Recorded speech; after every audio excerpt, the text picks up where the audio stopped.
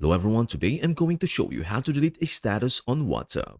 Whether you have posted something by mistake or you simply want to remove a status update, deleting it is quick and easy, and here's how it is done. Open WhatsApp. Launch the WhatsApp app on your phone. Go to the Status tab.